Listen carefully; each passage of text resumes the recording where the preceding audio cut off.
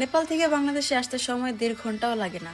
এত বড় একটা নিউজ শোনার পরে পুরা বাঙালি জাতি যে জায়গায় ক্ষিপ্ত হয়ে আছে, সেই জায়গায় যার অর্ধাঙ্গিনী এই পৃথিবীতে নাই, যার হচ্ছে বাচ্চার মাই পৃথিবীতে নাই, সে কিভাবে নেপালে বসে আছে, সে শুটিং করতেছে, সে শুটিংয়ে ব্যস্ত আছে। বউটা দিনের পর দিন দিনের পর দিন মেন্টাল ট্রমা খাইতেছে, অ্যান্ড হাজবেন্ড চিল করে বেড়াচ্ছে, অ্যান্ড সোশ্যাল মিডিয়ায় সোশ্যালের সামনে এটা তুলে ধরতেছে, আমি একটা পারফেক্ট হাজবেন্ড, আমি একটা পারফেক্ট ফাদার, অ্যান্ড আমি খুবই ভালো একজন মানুষ। তো আপনি ভালো মানুষ, আপনি ভালো অ্যাক্টর, অ্যাক্টর ঠিক আছে, বাট আপনি রিয়েল লাইফের রোলটাই তো প্লে করতে পারলেন না। আপনি কত একটা অক্ষম একটা মানুষ যে আপনার ওয়াইফ আপনার এই মেন্টাল টর্চার, শুধু ওই যে একটা কথা আছে না যে হাত দিয়ে মারবো না ভাত দিয়ে মারবো, আপনি হাত দিয়ে মারেন না, আপনি এই জায়গায় মারছেন যে জিনিসটা নিতে পারে না। প্রত্যেকটা মানুষ, সবাই এক ধরনের মেন্টালিটি, সবাই এক ধরনের শক্তি নিয়ে থাকে না, সবাই পারে না। কারো কারো মেন্টাল সাপোর্ট যদি অনেক বেশি থাকে সে ওভারকাম করতে পারে, বাট সবার কিন্তু এই স্ট্যামিনাটা ভিতরে থাকে না। তো ইকরা আপু পারে নাই, উনি ওনার জীবনটা ত্যাগ করে দিয়েছে। উনি ভাবছে যে আমি আমার এই প্রেশার আর এই প্রেশার নেওয়ার থেকে আমি দুনিয়া ত্যাগ করে দিলেই হয়তো বা ভালো থাকি। আপনারা পুরুষ মানুষের কিসে আটকান? কিছু কিছু পুরুষ বলতেছি, কিছু কিছু পুরুষ কিসে আটকান? কোনো কিছুতেই আটকান না। আপনারা হচ্ছেন এক টাইপের নর্মালি মানুষের মতন ভেষ ধরে থাকা একটা পশু। আপনারা হচ্ছে নার্সিসিস্টের সেই লেভেল, চূড়ান্ত লেভেলের মানুষ, যারা কিনা বিয়ের আগে গার্লফ্রেন্ডের পা চাটে, না পারে পা চেটে খেয়ে ফেলে, আর যখন সেই মানুষটা ঘরের বউ হয়ে যায় তখন তাকে একটা সার্টিফিকেট লাগায় যে সে আমার একটা সার্টিফিকেট, যে ইয়েস সে আমার বউ।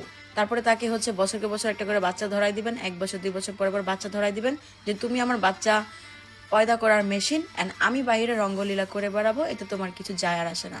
প্রথমে বউ এত ভালো লাগে, এত বছরের সম্পর্ক, এত প্রেমের সম্পর্ক থেকে বিয়ের সম্পর্ক, বাচ্চা কাচ্চা হওয়া, এতটা গভীর সম্পর্ক হওয়ার পর এখন বউ ভালো লাগে না। আপনাদের কি ভাল লাগে? আপনাদের ঘরের বউ হয়ে গেলে ওই বউ বাদে যদি একটা কাজের লোকও থাকে না, তাদেরকেও আপনার কাছে ভালো লাগে। আপনারা এইরকম টাইপের মানুষ, অ্যান্ড এই টাইপের পুরুষগুলা জীবনেও হচ্ছে মেয়ে মানুষের কদর তো বুঝবে না, বুঝবে না, এদের জীবনে বিয়ে করা উচিত না। আপনাদের যাওয়া উচিত সেই রেড লাইট এরিয়াতে, যে জায়গায় টাকা দিয়ে দিয়ে শরীর পাওয়া যায়, কারণ আপনারা হচ্ছে সংসার করার যোগ্য না। কারণ একটা মেয়ে যেখানে আপনার জন্য এত এফোর্ট দিতেছে, এত আপনার জন্য তার নিজের ক্যারিয়ারকে সে তোয়াক্কা করতেছে না, সে বাচ্চা সামলাচ্ছে, আপনার পরিবার সামলাচ্ছে, আপনার ফ্যামিলির মানুষকে টেক কেয়ার করতেছে, অ্যান্ড আপনি এর এর বিনিময়ে তাকে কি দিচ্ছেন? Mental pressure. আর হচ্ছে একটাই কথা, তুমি আমার জন্য কি করছো, তোমাকে এখন আর ভালো লাগে না। আপনার জন্য সে যে তার ক্যারিয়ার স্যাক্রিফাইস করে দিল, সে তার সৌন্দর্যকে এখন ওইভাবে প্রাধান্য দিতে জানলো না, যে আমার লাইফে আমার হাজবেন্ডই সব কিছু, আমি সুন্দর থাকলে আমার হাজবেন্ড দেখবে, আমি অসুন্দর থাকলে আমার হাজবেন্ড দেখবে। অ্যান্ড আপনি এত কিছুর পরে আপনি কি চুজ করতেছেন? তোমাকে এখন আমার সাথে যায় না, তুমি এখন আমার সাথে তোমার ক্যাপেবল না, অ্যান্ড আমার এর থেকে বেটার কাউকে দরকার, আমার বেটার কাউকে লাগবে। তাহলে এত বছর কি নাটক, কি ভনিতা করতে আসছেন বা ভনিতা করছেন? আপনি দেশে আসেন ভাই, তাড়াতাড়ি দেশে আসেন, কারণ হচ্ছে বাঙালিরা আপনার থেকে অনেকগুলো অ্যান্সার চায়। আর আপনি হচ্ছে কি সাজায় নিয়ে আসবেন, কি নাটক আপনি রচনা করতেছেন, সেটাও তো বাঙালি দেখবে, সেটা তো শোনার জন্য অপেক্ষা করতেছে। আপনার বিলভড ওয়াইফ, যাকে নিয়ে আপনি এত এত স্টেটাস দেন, এত এত ভালোবাসা দেখান, এত এত মানে বুঝাচ্ছেন আপনি একটা perfect husband, perfect father, and এত কিছুর পরে আপনার ওয়াইফ যখন এই পৃথিবীতে নাই, এরকম একটা ইনসিডেন্স হওয়ার পরেও আপনি নেপালে বসে শুটিং করতেছেন। মানে আপনি হইতেছেন এই বাংলাদেশের সব থেকে বড় একটা হিরো, দু একটা গান করে, একটা দুইটা গান করে, কয়েকটা হচ্ছে সি গ্রেডেড টাইপের হচ্ছে নাটক বানায় আপনি হচ্ছে নিজেকে অনেক বড় দাবি করতেছেন। অ্যান্ড আপনার সাথে আপনার যে কো আর্টিস্টটা, সেই আপুকে কি আর বলবো, যাই হোক, আপনিও যেরকম চুজও করছেন ওই রকম। এখন ওই মেয়েরে তো তুইলা কোনো লাভ নাই, আপনি নিজেই খারাপ। আপনি যদি ভালো হইতেন, আপনার আশপাশে অন্য কোনো মেয়েরা ভিড়তে পারতো। আপনি চান্স দিছেন, আপনি সুযোগ দিছেন, তারা সুযোগ লুফে নিছে, অ্যান্ড এই সুযোগের সদ্ব্যবহার হয়ে আপনারা ঠিকই মজায় আছেন, মাঝখান থেকে একটা মানুষের জীবন চলে গেল। এই যে আপনি রিজিক রিজিক নিয়ে এত কথা বলেন, আপনার বাচ্চার মা, বাচ্চার মা, বাচ্চার মা, এখন এই বাচ্চাটার ভবিষ্যৎ কি? এই বাচ্চাটা এখন কি করবে? এই বাচ্চা যে এখন মাহারা হয়ে গেল। আর একটা কথা আছে না যে মা মরলে বাপ হয়, তালই আপনার বিষয়টাও কিন্তু এখন এরকমেরই। আপনি 2-3 দিন রিজিক রিজিক করবেন, এরপরে আপনার হচ্ছে অপশনের অভাব নাই, তখন আপনার বাচ্চা কোন দিকে, বা হচ্ছে আপনার বউ তো আল্লাহ তালার কাছে চলেই গেছে, তো আপনার তো হচ্ছে রাস্তা একদম ক্লিয়ার। এখন আপনার যা মন চায় আপনি তাই করতে পারবেন, এতে আপনাকে কেউ বাধা দিবে না। তো আপনি এমন একটা পুরুষ, যেটা কিনা আমাদের বাঙালির কাছে হচ্ছে আপনি একটা ধিক্কার। অ্যান্ড যদি হচ্ছে কোনো হাজব্যান্ডের ডেমো হওয়া উচিত যে সব থেকে নিকৃষ্টতম হাজবেন্ড কারা হয়, আপনাদের মতো মানুষরা হয়। আপনারা কিছু কিছু বৈশিষ্ট্যর মানুষ আছেন যারা কিনা কিছুটা সোশ্যাল মিডিয়ার বাইরেও এরকম কয়েকটা মানুষ আছে যারা কিনা হচ্ছে মেয়ে মানুষকে মেয়ে মানুষ মনে করে না। তারা ভাবে যে আমি বউ একটা সার্টিফিকেট রেখে দিব এবং বাইরে রঙ্গলীলা করে বেড়াবো, মেয়েদের মন নিয়ে খেলবো, আমার লাইফে এটাই হচ্ছে, কারণ আমি একটা বেটা মানুষ। আপনি কেমন বেটা হইলেন?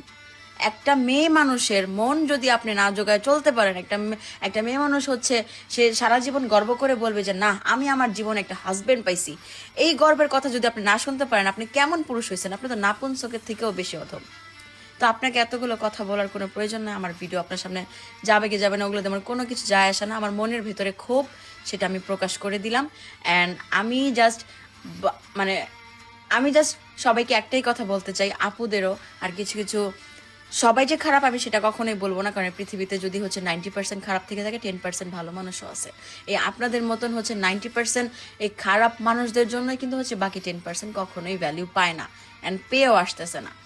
তো ডেমো যদি হয় যে হাজবেন্ড এরকম হবে, আমি বলবো আপুরা প্লিজ সারা জীবনও বিয়ে করা দরকার নেই, তুমি বিয়েই করো না। এরকম পুরুষদের কি করা উচিত? এরকম পুরুষদের নাকে দড়ি দিয়ে ঘোরানো উচিত, নাকে দড়িতে ঘুরে ঘুরে পায়ের নিচে রাখা উচিত, কখনো মাথায় তুলতে নাই। কারণ এরা মাথার উপরে যাওয়ার যোগ্যই না, এরা ডিজার্ভই করে না। এই লয়ালিটি এখনকার দিনে, এখনকার জেনারেশনে লয়ালিটি, ভালোবাসা, বিয়ে, সংসার, এই জিনিসগুলো একটা একটা গালিতে পরিণত হয়ে গেছে শুধুমাত্র এইরকম টাইপের কিছু মানুষের জন্য। এরকম টাইপের কিছু মানুষের জন্য মেয়েদের নামও খারাপ হয়, এরকম টাইপের কিছু মানুষের জন্য ছেলেদের নামও খারাপ হয়। অ্যান্ড আপনি অ্যাজ সুন অ্যাজ পসিবল তাড়াতাড়ি হচ্ছে আপনি দেশে আসেন। নেপাল এটা ভাই, এটা অন্য কোনো কান্ট্রি না যে হচ্ছে 4 ঘন্টা 5 ঘন্টা 6 ঘন্টা সময় লাগে আসতে। তাড়াতাড়ি দেশে আসেন অ্যান্ড এইগুলোর অ্যান্সারগুলো দেন যে আপনার জন্য এই যে মানুষটা দুনিয়া থেকে চলে গেল এটা কেন হলো। এখন পারবেন পারবেন বুকে ফিরাই দিতে? মাটা যেভাবে আহাজারি করে কান্না করতেছিল, আমি জানি না রিজিকের কি অবস্থা, কারণ ওকে তো সোশ্যাল মিডিয়াতে দেখানো হয় নাই তাই বলতে পারতেছি না। বাট ওর কি অবস্থা, ওর মার কি অবস্থা, ওরা কি দিয়ে যাচ্ছে, কি সাফার করতেছে, আপনার ন্যূনতম আইডিয়া আছে? হ্যাঁ, আপনি ওখানে বসে চিল করতেছেন, শুটিং করতেছেন, আপনার কো আর্টিস্টের সাথে ডলাডলি করতেছেন। এই ডলাডলি বন্ধ করে বাংলাদেশে আসেন। আর আপনার মতন অ্যাক্টর আমরা বাংলাদেশি মানুষরা চাই না, আমরা বাংলাদেশি মানুষরা চাই না। কিছু বলার নাই, কিছুই বলার নাই। আর লাস্টের একটাই কথা, আপু তো আল্লাহ তালার কাছে চলে গেছে, বাট আমার একটাই কথা বলার ছিল, আমি এখন তো বলে কোনো লাভ নেই, যদি জানি না, বাট আপনার এই দুনিয়া থেকে যাওয়া উচিত হয়নি। আপনার এই দুনিয়াতে থেকে ওকে শিক্ষা দেওয়া উচিত ছিল আপু। আপনি দুনিয়াতে থেকে ওকে শিক্ষা দিয়ে তারপরে তাকে হচ্ছে লাথি মেরে ফালাই দিয়ে আপনি আপনার বাচ্চা নিয়ে থাকতেন আরামে। জীবনটা চলে গেল আপু, এই জীবনটা তো ফেরত পাবেন না আর কখনো। যার জন্য এমন করলেন তার এতে কিচ্ছু যাইতেছেও না, আসতেছে না, যাবেও না, আসবেও না। 2-3 দিন কুমিরের কান্না করবে, তারপরে দেখবেন আবার যেই কে সেই। মাঝখান থেকে বাচ্চাটাই দিয়ে মরে গেল। আপুর জন্য মন থেকে দোয়া, আর এই পশু দেশে এসে কি বলে সেটাই দেখার আছে। That's it. ভিডিওটা দেখার পর আপনার অনুভূতি কি অবশ্যই কমেন্ট বক্সে জানিয়ে যাবেন। চ্যানেলটি ফলো করে সাথেই থাকবেন এরকম নতুন নতুন ভিডিও পেতে।